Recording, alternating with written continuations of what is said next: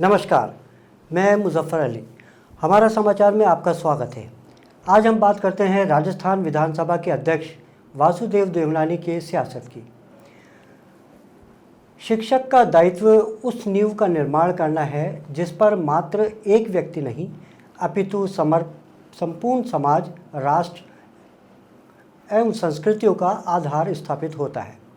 ये विचार राजस्थान विधानसभा के अध्यक्ष प्रोफेसर वासुदेव देवनानी ने शिक्षक दिवस पर फेसबुक पर पोस्ट कर व्यक्त किए हैं।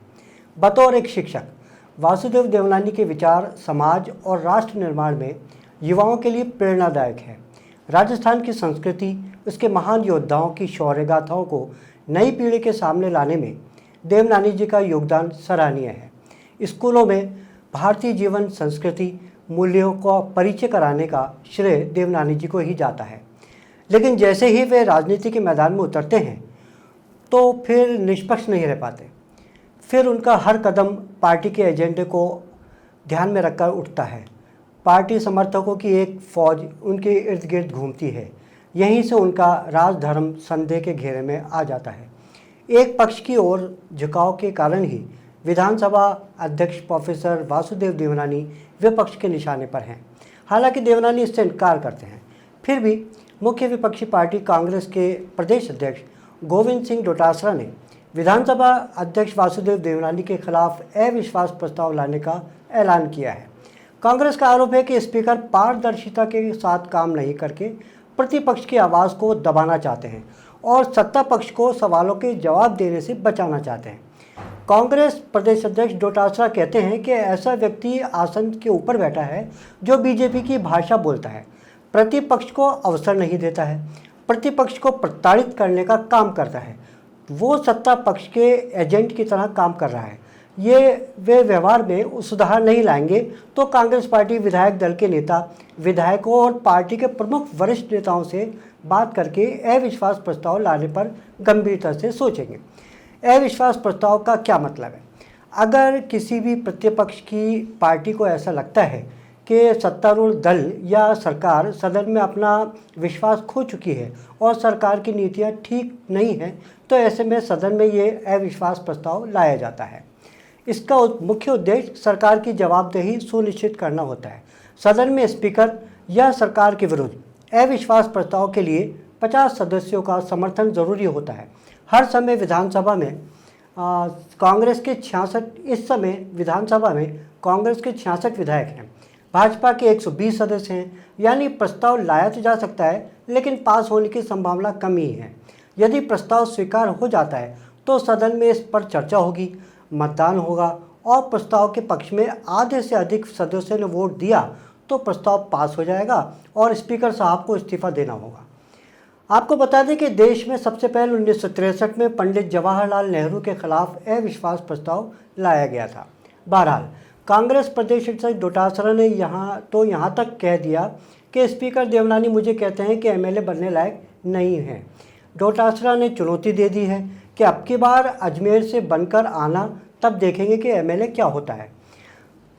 अब इस चुनौती को देवनानी साहब कैसे लेंगे ये तो वो जाने, लेकिन अपने ही विधानसभा क्षेत्र में भी देवनानी साहब को कम चुनौती नहीं मिल रही है।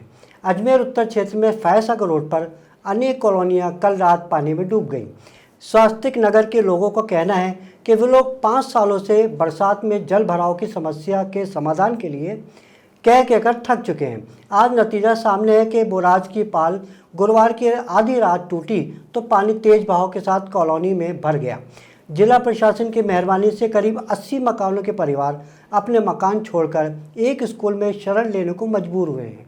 ये ज़रूर होता है कि देवनानी साहब जब भी अजमेर आते हैं तो जिला प्रशासन के अधिकारियों की क्लास ज़रूर लेते हैं, सर्किट हाउस में बैठ के करते हैं, जन समस्याओं को लेकर डांटते हैं, फटकारते हैं और समाधान जल्द करने की कड़े निर्देश देते हैं।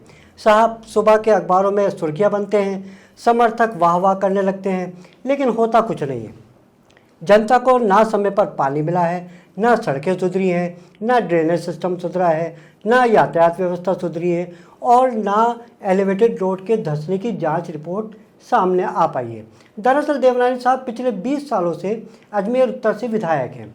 अजमेर उत्तर सीट सिंधी समुदाय बहुल्य क्षेत्र है, इसलिए अघोषित रूप से ये क्षेत्र राजनीतिक पार्टियों के लिए भी सिंध उम्मीदवार के लिए आरक्षित माना जाता है। जब भी कोई गैर सिंधी यहाँ चुनाव में उतरा है वो लगभग हारा ही है। इस क्षेत्र में महान सूफी संत हज़रत ख्वाजा मोइनुद्दीन चिश्ती की दरगाह और उसके आसपास मुस्लिम बाहुल्य क्षेत्र है, लेकिन यहाँ के लोग भी देवनानी साहब से नाराज़ बताए जाते हैं। पिछले 20 सालों में विधायक महोदय ने कभी इन क्षेत्रों में घूमकर समस्याओं को जानने की कोशिश भी नहीं की। जानते हैं यहाँ से वोट मिलने नहीं, कांग्रेस का क्षेत्र मानकर उसी के हाल पर छोड़ देते हैं। देवनानी साहब संघ के कर्मठ स्वयंसेवक रहे हैं और संघ की विचारधारा को बराबर आगे बढ़ा रहे हैं। ये और बात है कि संघ ने देश भर में मुस्लिम वर्ग को जोड़ने के अनेक कार्यक्रम चलाए, लेकिन देवनानी जी ने कभी अपने क्षेत्र में मुस्लिम वर्ग को किसी भी अभियान में जोड़ने की कोई कोशिश नहीं की। ये काम उन्होंने अपनी पार्टी के बराए नाम के लिए बने अल्पसंख्यक मोर्चे के भरोसे छोड़ रखा है, जो बिना मजबूत नेतृत्व के कैसे सफल हो सकते हैं।